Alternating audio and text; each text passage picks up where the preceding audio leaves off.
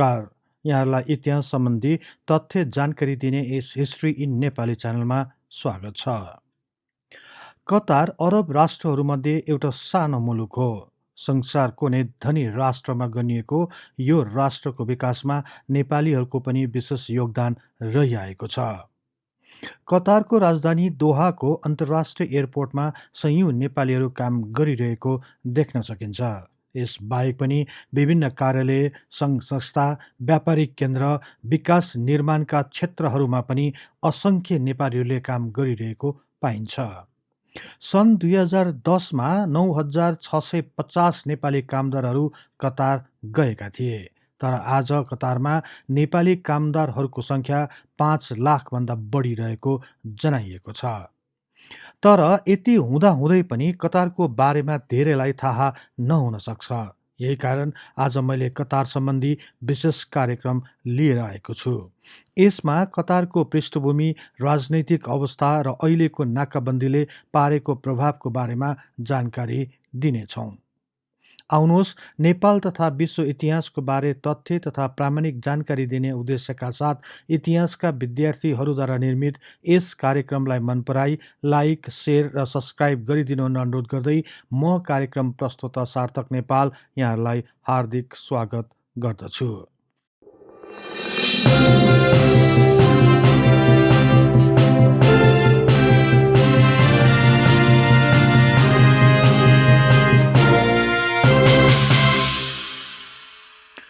11,571 वर्ग किलोमिटर क्षेत्रफल रहेको कतार एसियाको मध्यपूर्वमा अवस्थित एक सानो देश हो। नेपालसँग दाज्ने हो भने कतार नेपालको गण्डकी अञ्चल जत्रो मात्र रहेको छ।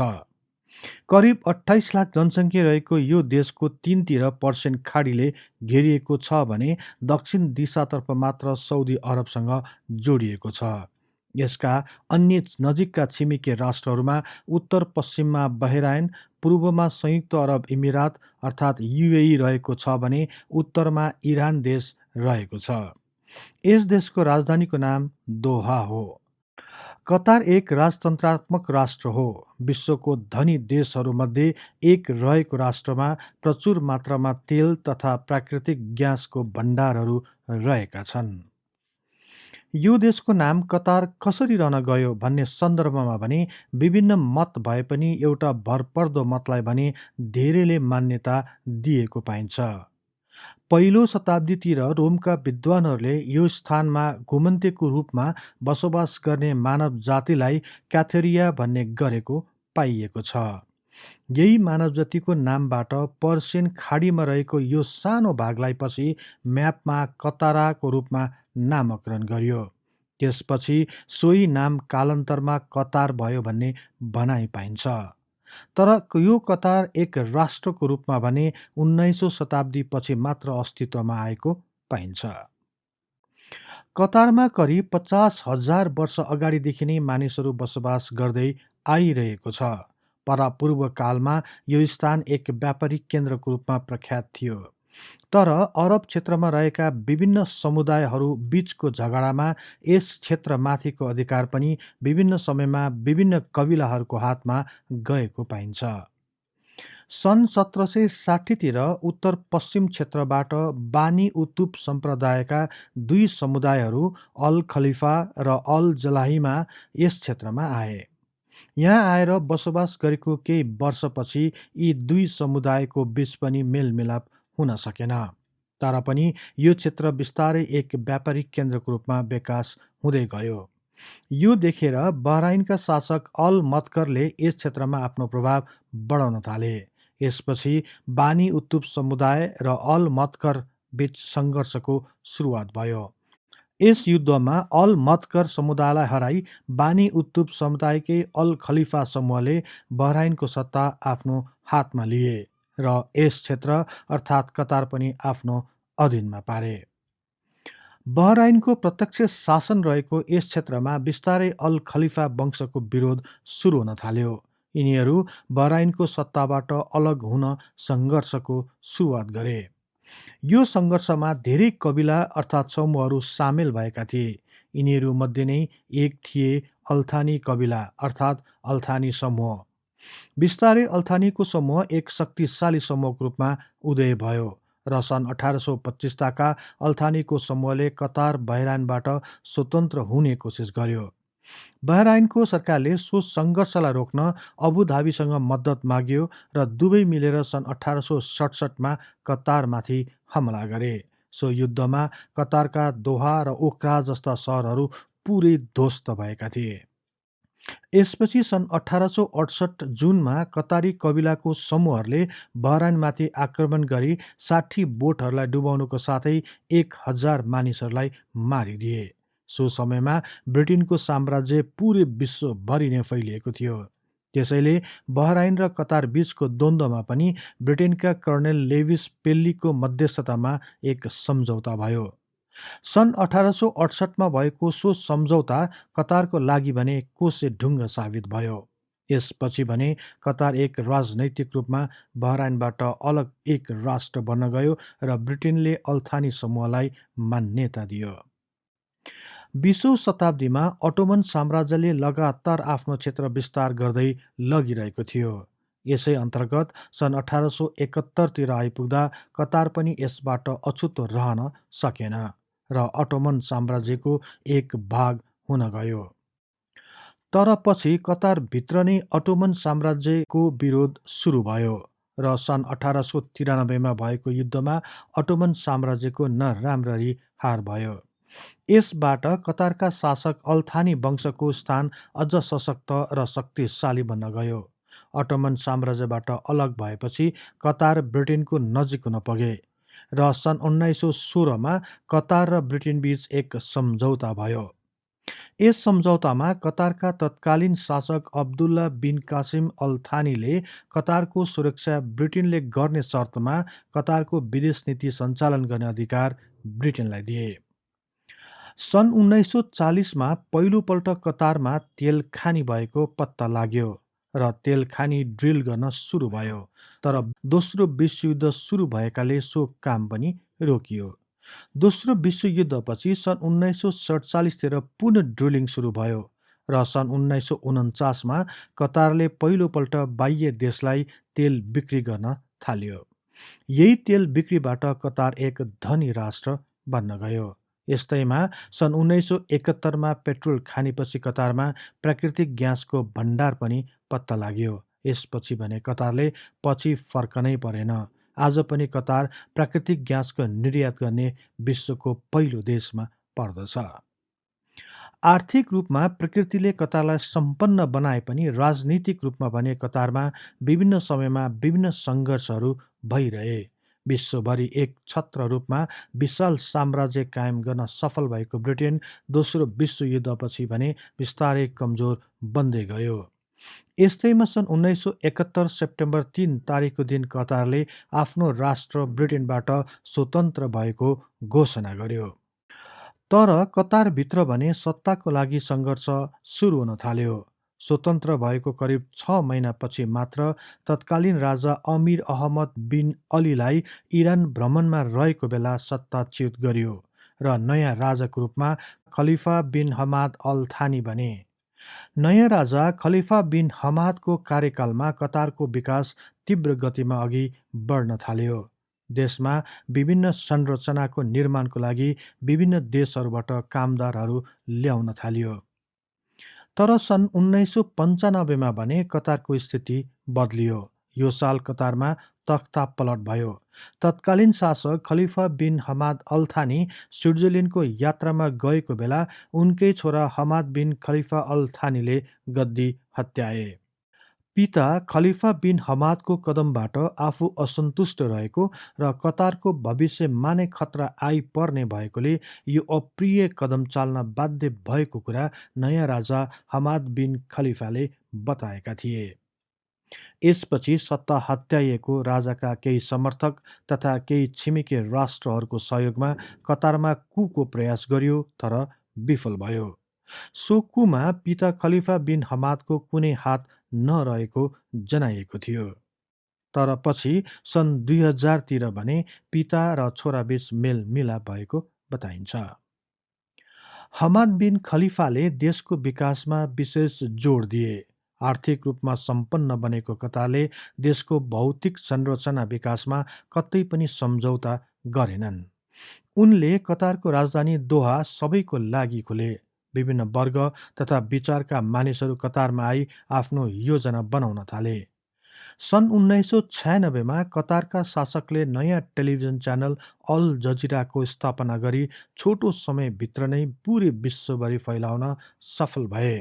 यसपछि हमाद बिन खलिफा शासित कतारले अन्तर्राष्ट्रिय क्षेत्रहरूमा पनि आफ्नो हात हाल्न सुरु गर्यो।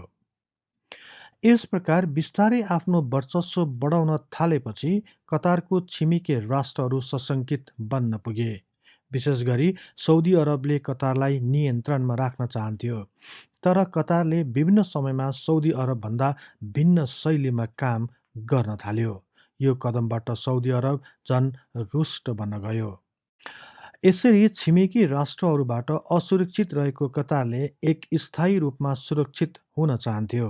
यस्तैमा सन् 2003मा सुरु भएको इराक युद्धमा कतारले अमेरिकी सैनिकको लागि आफ्नो भूमिको उपयोग गर्न दियो।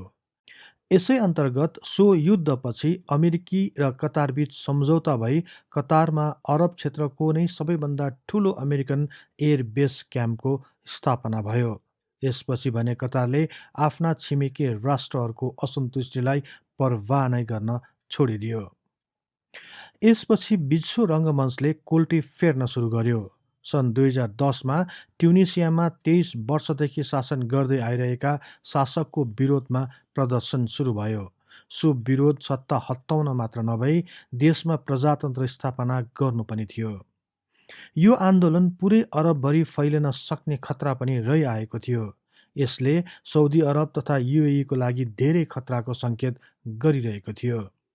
उनीहरू यसलाई दबाउन चाहन्थे, तर कतारले यहाँ पनि अलग लाइन समाते। कतारले यी आन्दोलनकारीहरूलाई सहयोग गर्न थाले। भनिन्छ कतारले मुस्लिम लिगलाई पनि फन्डिङ दिन सुरु गरेका थिए। यही कारण सौदी अरब कतारसँग साह्रै चिडिए। यस्तैमा सन् 2015मा सलमान बिन अब्दुलआजिज सौदी अरबका नयाँ राजा बने। उनले नै यमनमा भएको विद्रोहमा हुती विद्रोहीसँग लड्न आफ्ना सैनिकहरू पठाए। तर यही हुथी विद्रोहीहरूलाई भने इरान र कतारले साथ र सहयोग दिइरहेको थियो। यही न्युमा सौदी अरबले कतारमाथि नाकाबन्दी लगाउने योजना बनाए। कतारको विरोधमा सौदीले कतार समक्ष 14 शर्तहरू अघि सारे, जसमध्ये इरानसँगको सम्बन्ध अन्त्य गर्नुपर्ने, सौदी अरब, बहराइन, युएई, अमेरिका तथा अन्य देशद्वारा आतंकी ठहराएकाहरूलाई दिइआएको फन्डिङ बन्द गर्नुपर्ने, न्युज नेटवर्क अल जजिरा बन्द गर्नुपर्ने, टर्कीसँगको सम्बन्ध तोड्नुपर्ने, छिमेकी देशको आन्तरिक मामिलामा हस्तक्षेप बन्द गर्नुपर्ने मुख्य रहेका थिए। तर कतारले भने सो शर्तहरू मान्न इन्कार गरे।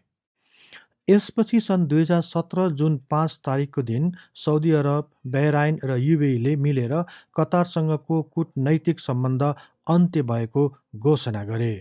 त्यस्तै अर्को राष्ट्र इजिप्टले पनि यिनीहरूलाई साथ दिए।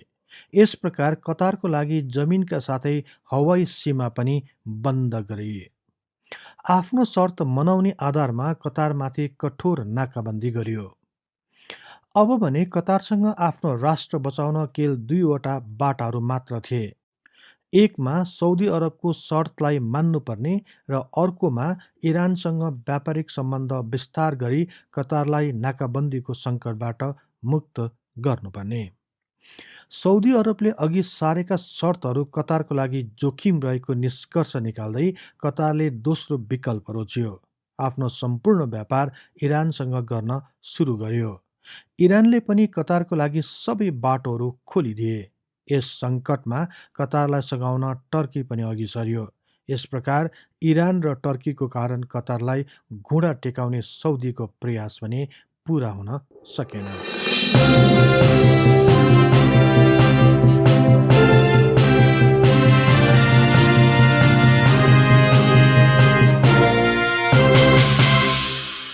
राजनैतिक रूपमा जे जस्तो विरोधाभासको नीति अवलम्बन गरे तापनि यी राष्ट्रहरू बीच रहेको शक्ति सङ्घर्ष नै मूल मुद्दा हो। परापूर्व कालमा कबिलाहरूको युगदेखि नै एक अर्काप्रति सङ्घर्ष गर्दै आइरहेका विभिन्न समुदायहरूको सत्ता सङ्घर्षको निरन्तरताको रूपमा पनि यसलाई हेरिएको छ।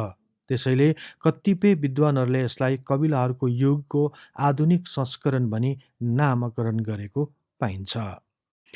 कतारले यो नाकाबन्दीबाट बच्न धेरै वैकल्पिक उपायहरूलाई अवलम्बन गरिरहेको छ। जस्तै एउटा उदाहरणको रूपमा दुधलाई लिन सकिन्छ। नाकाबन्दीभन्दा पहिले कतारमा हुने दुधको खपतलाई साउदी अरबले पुरा गरेको थियो।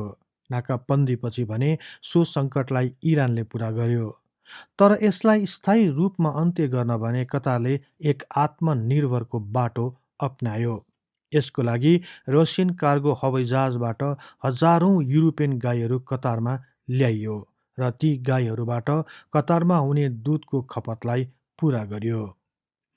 त्यस्तै सन् 2022मा हुने अन्तर्राष्ट्रिय फुटबल प्रतियोगिताको लागि पनि नाकाबन्दीको कुनै असर नपर्ने गरी कतारले आफ्नो तयारी पुरा गरिसकेको छ। यस प्रकार कतार आत्मनिर्भरताको लागि विशेष पहल गर्दै विभिन्न योजनाहरू अघि सार्दै आइरहेको छ। यस प्रकार कतारले आफ्नो अडानलाई कायम नै राख्दै विश्वको धनी र गौरवशाली देश बन्नबाट कसैले रोक्न सकिरहेको अवस्था भने छैन।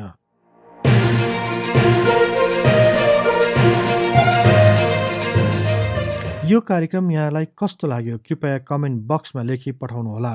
यस्तै तथ्य इतिहासको लागि हिस्ट्री इन नेपाली च्यानललाई सदैव सम्झनुहोस्।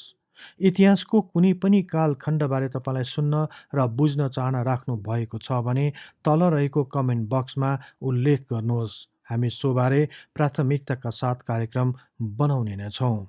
जाँदा जाँदै यस च्यानललाई लाइक, सेयर र सब्सक्राइब गर्दै बेल आइकनमा क्लिक गरी हाम्रो यो तथ्य इतिहासको बारेमा ज्ञान प्रसार गर्ने लक्ष्यलाई साथ दिनुहोस् भन्दै अर्को कार्यक्रममा फेरि भेट्ने बाचा गर्दै म सार्थक नेपाल बिदा हुन्छु। हवस् त, नमस्कार।